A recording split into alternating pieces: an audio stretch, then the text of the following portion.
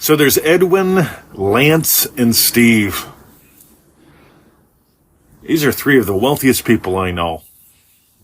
And I decided to take their minds apart and discover exactly how they manifested.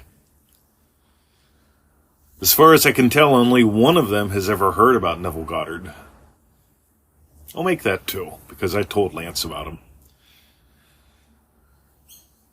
But anyway, how do wealthy people actually imagine? That's what we're going to dive into today on the Neville Goddard Podcast with Mr. 2020. And you are listening to the Neville Goddard Podcast with Mr. 2020. It is the 27th of December. It is 8:09 a.m. And so a long time ago, the news used to be delivered in a newspaper. There were these things called newspapers, and paper boys, in other words, teenage boys like me, and the occasional girl, would take them to people's houses. I had a newspaper route, and on my newspaper route there were 51 people. 50 of them were normal working class people. Some worth some money, some not. One of them was Edwin.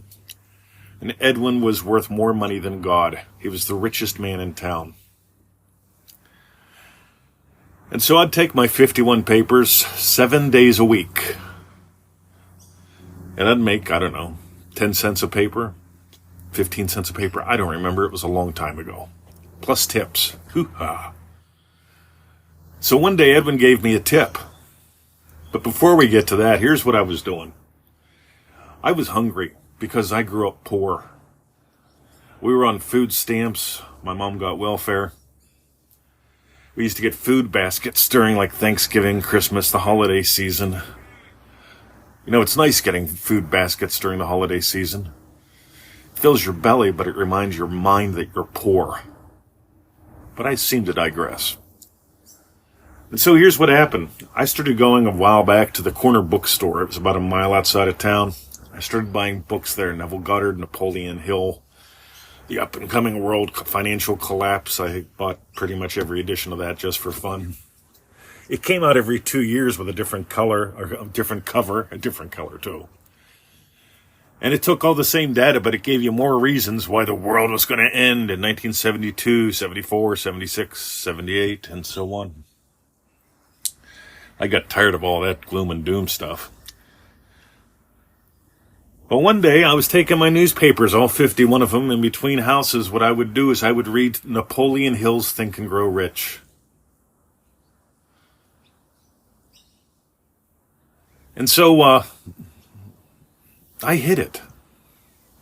Between every house, anytime anyone approached, especially the bullies, I would hide it in my paper bag. I didn't want anyone to know that I wanted to think and grow rich. I wanted something different in my life. I thought only poor people read stuff like that, and I already remembered that I was poor. Didn't want everyone else to know. They all knew, right? We were on the house that was, didn't have siding on it, right? But meanwhile, we ran out of money in that project. But I appear to digress. So one day, I'm taking the newspaper and I rock up on old Edwin. He's 9,000 years old, worth more money than God, sitting there in his Carhartt coveralls. Or something like that. They were a faded dark green. And he's sitting on his back porch, wearing a ball cap, drinking a tea, reading Think and Grow Rich. The same exact book that was in my newspaper bag. I was floored. And so we had a conversation about it. And the one thing that he said to me that remains in my head to this day, always be investing. Always. The second thing was don't care what people think. Here's the richest man in Scottsdale, Pennsylvania. And he's wearing Carhartt coveralls. Sitting on his back deck. Oh, it was really a little porch. Sitting on his little porch. I'll call it a deck. Because he had a lovely view. Meanwhile, always be investing. Edwin went on to teach me some other things like stop giving a crap what people think. You're here to live your life. Always be investing. He always kept telling me that.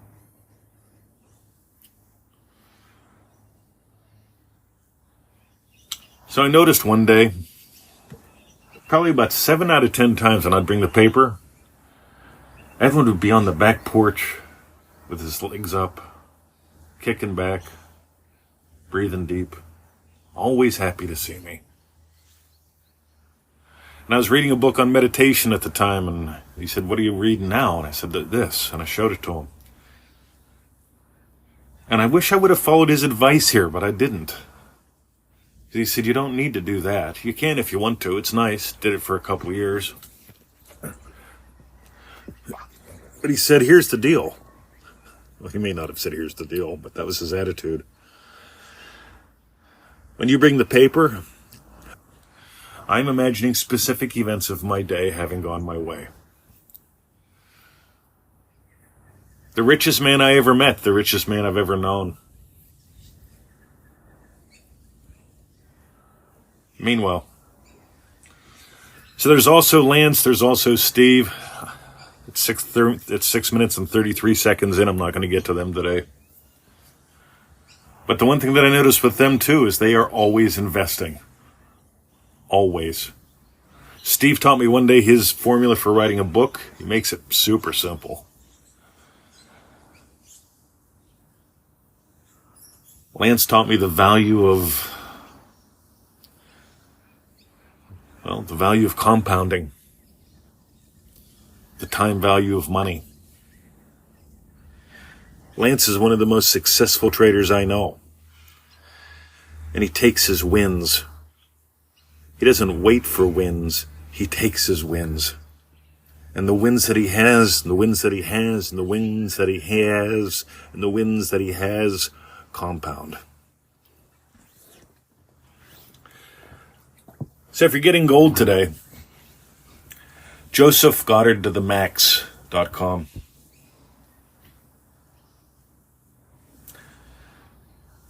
Because Lance would lay in the bathtub before trading every day.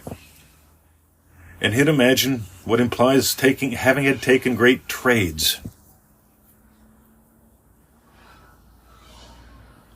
To take a great trade, you need an entry and you need an exit.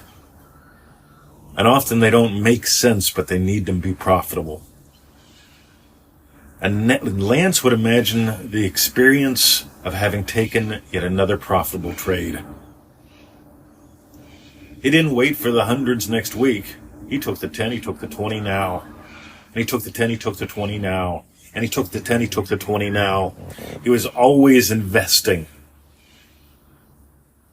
He wasn't holding on to the investment. He wasn't waiting for the result. So if you can put 10 in and take 20 out, wouldn't it make sense? All right. I'm out of time. I've rambled a bit. Got to know my friend Edwin a lot better. Got to meet my friend Lance a little bit. Maybe we'll talk some about Steve soon. Let me know if this blessed you. And if you want to dive deeper and play like Edwin and I, and like Lance and I, Joseph Goddard to the max.com. Have a lovely day. My name is Mr. 2020. And now, let us go into the silence.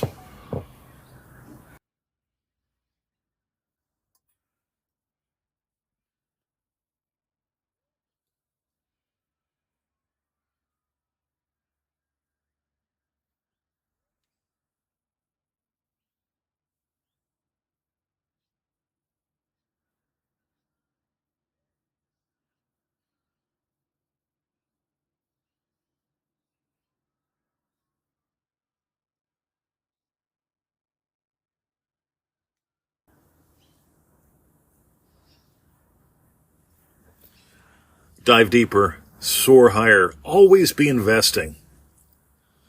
And remember, it's not about big wins someday. It's about daily wins. And those daily wins, they give you the confidence, they give you the sureness that allow your long-term wins. Well, you stop losing faith and you start having fun. Have a great day. See ya.